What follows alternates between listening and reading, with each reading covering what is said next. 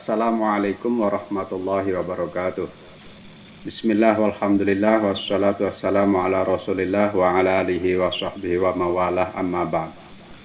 Dalam pertemuan kali ini kita akan membahas tentang khiyar dan tolak. Khiyar artinya memilih dan tolak artinya bercerai. Namun sebelum pembahasan berlanjut, mohon jangan kaitkan masalah pembahasan ilmu dengan pengantin. Karena setiap acara pernikahan tentu kita mendoakan mereka agar jodohnya langgeng dan berkah. Sementara memahami ilmu adalah wajib. Dalam kasus khiyar, baik suami maupun istri diperbolehkan mengembalikan pasangannya kepada keluarga pasangannya apabila terdapat beberapa cacat atau penyakit yang dapat menyebabkan hubungan rumah tangga tidak bisa berjalan dengan baik. Yang demikian itu disebut khiyar atau pilihan yang boleh dilakukan, boleh juga tidak, bukan suatu keharusan.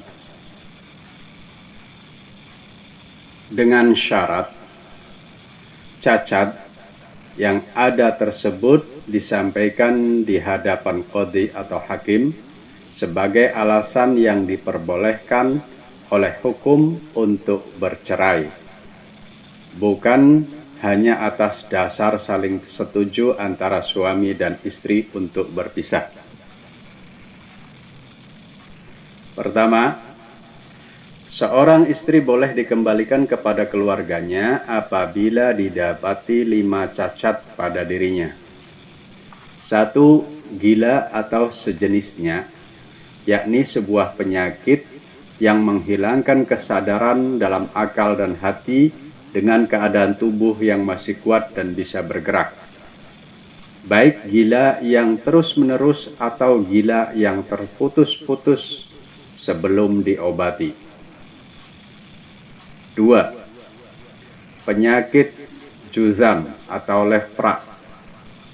Penyakit ini membuat anggota tubuh memerah, kemudian menghitam lalu terputus dari anggota tubuh yang lain dan menyebar ke seluruh tubuh.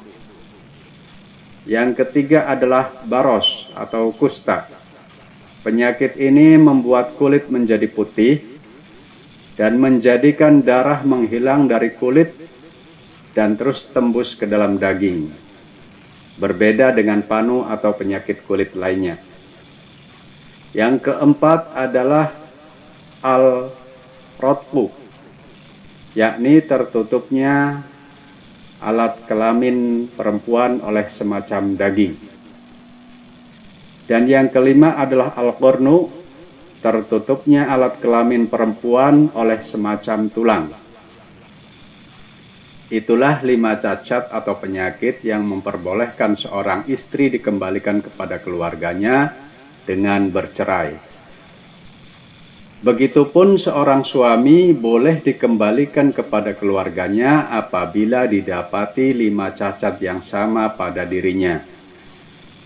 Yakni pertama gila, kedua juzam atau lepra, ketiga baros yakni kusta, dan keempat adalah aljub yakni terpotongnya kelamin laki-laki secara keseluruhan atau separuhnya.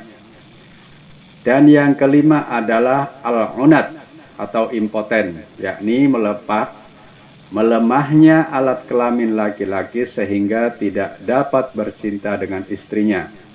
Boleh jadi lemahnya tersebut sebab dari tidak ada hasrat dalam hatinya atau memang alat vitalnya yang lemah. Itulah 5 alasan khiyar yang memperbolehkan seorang suami mengembalikan istrinya dan istri boleh mengembalikan suaminya. Tetapi apabila keduanya memilih untuk tetap hidup bersama, maka itu juga khiyar, artinya boleh. Selanjutnya kita membahas tentang tolak. Talak menurut bahasa artinya melepaskan tali. Dalam syariat kata talak adalah nama untuk melepaskan ikatan pernikahan, yakni bercerai. Talak memiliki banyak cabang-cabang karena masalah yang berbeda-beda. Dan salah satunya telah diterangkan tadi, yakni talak khiyar. Adapun bahasa atau ucapan yang bisa menyebabkan jatuhnya talak terbagi menjadi dua. Pertama, soreh atau kata-kata yang jelas. Dan ada 3 kata yang jelas di dalam Al-Quran tentang perceraian yang soreh.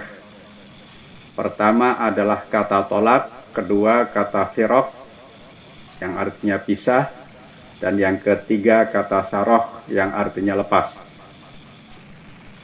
Apabila seorang laki-laki berkata kepada istrinya dengan salah satu dari 3 kata tersebut, atau mengucapkan dengan bahasa Indonesia dalam keadaan sadar, serta atas kehendaknya sendiri, maka telah jatuh 1 talak, baik sengaja ingin cerai maupun tidak, karena tidak ada syarat niat untuk kata talak yang soreh atau yang jelas.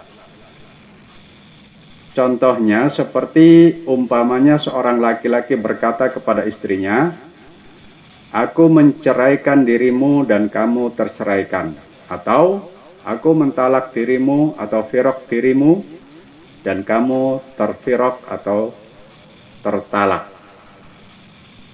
Itulah kata-kata yang dapat menjatuhkan talak seorang laki-laki kepada istrinya dalam keadaan sadar dan disengaja, baik niat untuk bercerai ataupun tidak.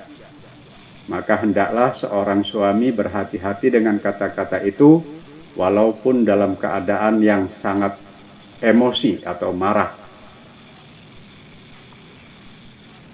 Yang kedua, dari kata-kata yang dapat menyebabkan jatuh talak adalah kinayah atau kata sindiran.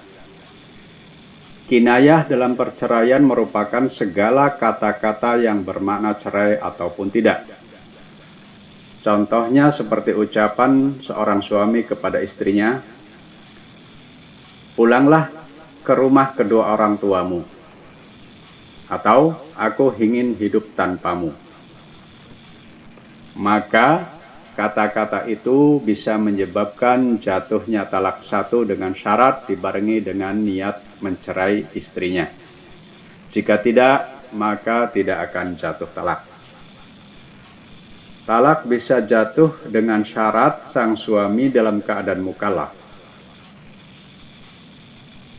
atau syarat jatuhnya talak pertama adalah suami dalam keadaan mukallaf atau sadar dan ikhtiar, yakni pilihannya sendiri tanpa paksaan. Dengan demikian, apabila mengucapkan talak tidak bersamaan dengan 2 syarat tersebut, yakni sadar dan tanpa paksaan, berarti tidak jatuh talak.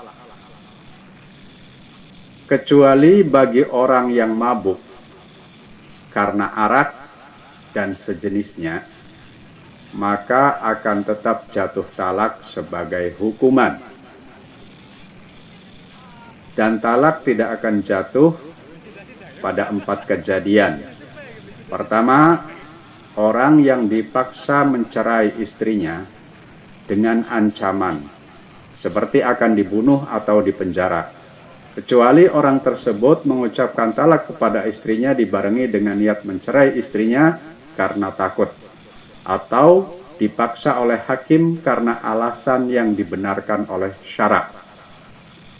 Yang kedua, orang yang tidak sadar karena gila atau semacamnya, seperti ayan, kesurupan, dan terkena guna-guna, maka ucapan orang tersebut tidak jatuh talak. Ketiga, orang yang lindur, yakni orang yang berbicara tanpa sadar dalam keadaan terlelap tidur. Dan yang keempat adalah orang yang latah atau keceplosan atau kelupaan. Itulah 4 kata-kata orang yang tidak jatuh talak. Talak merupakan jalan terakhir dari hubungan pernikahan, maka sebaiknya seorang laki-laki tidak mudah mengucapkan kata tolak kepada istrinya. karena perceraian dapat menimbulkan masalah yang baru, apalagi bila sudah memiliki anak. Juga dapat memutuskan hubungan silaturahim. Karena itu para ulama sepakat bahwa perceraian adalah hukumnya makruh dengan dalil sabda Nabi Muhammad sallallahu alaihi wasallam, "Laisa minal halali abghadu ilallahi minat talaq." Tidak ada dari perkara halal yang sangat dibenci oleh Allah kecuali talak. Yang dimaksud halal dalam hadis ini adalah makruh. Sementara Rasulullah Shallallahu Alaihi Wasallam menganjurkan umatnya untuk menikah seperti keterangan pada episode-episode sebelumnya. Wallahu a'lam bishawab. Wassalamualaikum warahmatullahi wabarakatuh.